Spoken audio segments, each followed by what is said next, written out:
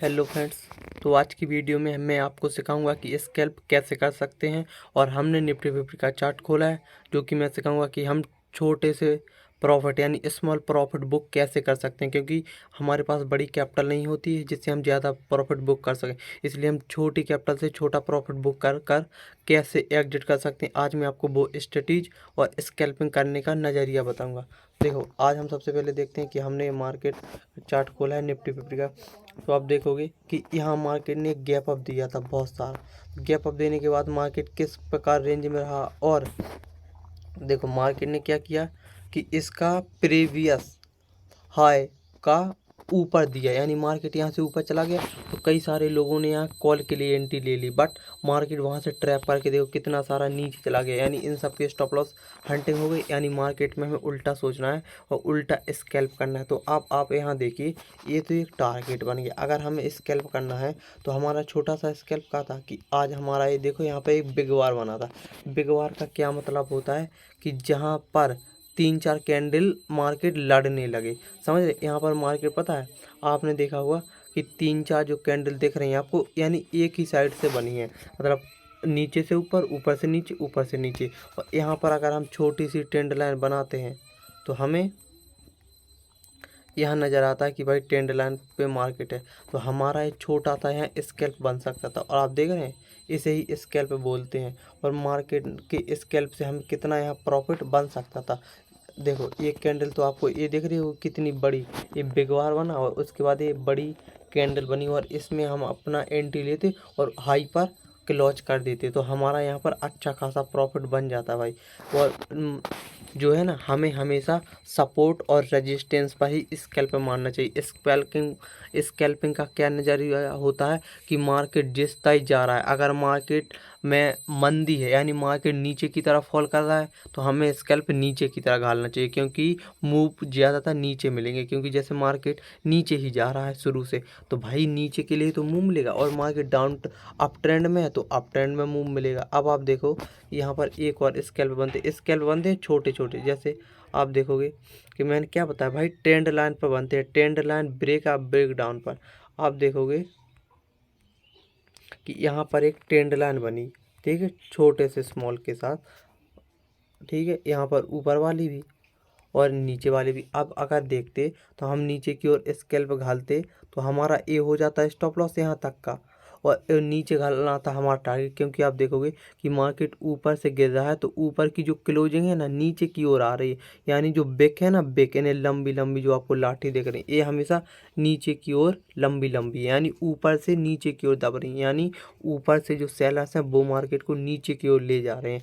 इसी प्रकार हमें मार्केट की साइकोलॉजी होती है और इसी साइकोलॉजी को हमें सीखना पड़ता है कि किस प्रकार मार्केट में सेलर्स और बायर्स हावी हो रहे हैं। आप देखोगे कि भाई यहाँ पर जो 3 कैंडल बनी, यहाँ पर कोई इंटेंशन नहीं मिला, यानी बायर्स जो है ना, बायर्स स्ट्रॉन्ग नहीं है और सेलर्स की पोजीशन यहाँ स्ट्रॉन्ग है, इसलिए ये एक कितनी लंबी कैंडल नीचे के लिए चली गई। अब आप देखोगे कि भाई यहाँ एक स्कैल्प और बना था। स्कैल्प का मतलब होता है छोटे छोटे ट्रेंड लाइन पर बनना। देखो मैंने क्या बोला कि भाई यहाँ पर एक फिर ट्रेंड लाइन बनी, देखो, ठीक है। अब आप देखोगे कि जो बायस और सेलर्स हो, देखो आपको छोटा तो भाई ऐसा रखना ही पड़ेगा। जैसे आपने यहाँ लाल ये जो हैमर बन गया, ठीक है, तो हैमर के बाद ऊपर गया, बट ये जो लाल कैंडल है ये नीचे की ओर आई, तो जो नए ट्रेडर होते हैं भाई वो यहाँ घबरा जाते हैं कि मार्केट कहीं गलती से नीचे ना चला जाए। तो भाई आपको घबराना नहीं है और स्मॉल प्रॉफिट, वो छोटा सा स्टॉप लॉस रखना है और आपको ये बड़ा था स्कैल्प मिल सकता था। आप देख सकते हैं भाई ये कितनी पॉइंट की कैंडल थी, 180 से 220 तक गई थी, यानी 40 पॉइंट की कैंडल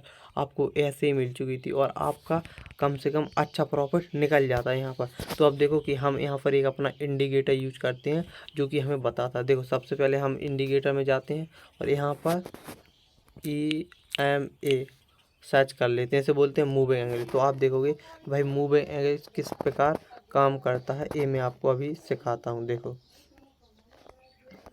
मैंने आपको ट्रेंड लाइन तो बता दिया कि भाई ट्रेंड लाइन पर किस प्रकार करते हैं और किस प्रकार बायर्स और सेलर्स हावी होती हैं। अगर नीचे से बिक ऊपर की ओर जा रही है तो समझ जाना कि यहाँ पर बायर्स अवेलेबल हैं।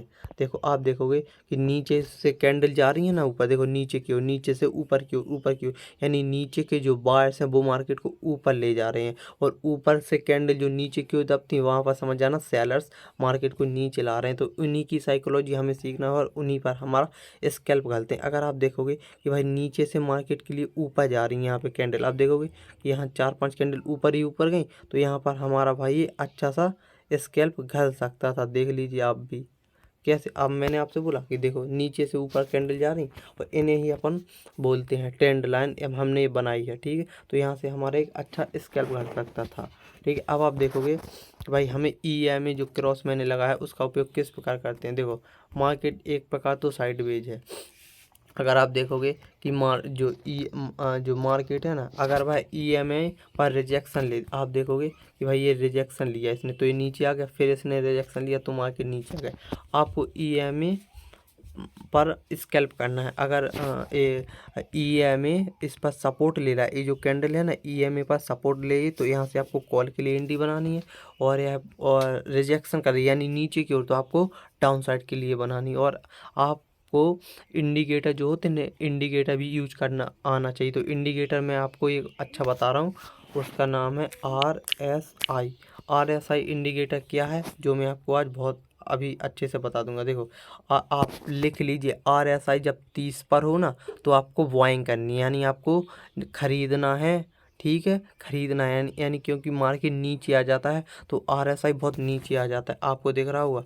देखो भाई RSI जब 60 पे था ना तो नीचे मार्केट आया, और जब 30 के समथिंग या उससे नीचे था तो ऊपर गया। तो मैंने आपको क्या बताया कि RSI जब भी 30 के समथिंग या 30 से नीचे हो तो आपको बाइंग करनी है, यानी कॉल साइड खरीदना है। और जब RSI 70 या उसके समथिंग हो तो आपको वहाँ से सेलिंग करनी है, और अपने स्टॉप लॉस को छोटा रखना है, और आपको एक टारगेट अच्छा मिल सकता है दोस्तों। इसे कहते हैं स्ट्रेटीज स्कैल्पिंग। स्कैल्पिंग की क्या स्ट्रेटीज होती है जो मैंने आपको सिखाई, और मैं एक नई स्ट्रेटीज लेके आऊँगा, वो भी आपके साथ जल्दी शेयर करूँगा दोस्तों। तो इस वीडियो को शेयर कर दो, और ये नई सपोर्ट रेजिस्टेंस स्ट्रेटीज मैं आपके साथ जल्दी लाऊँगा। थैंक यू दोस्तों, ऑल द बेस्ट।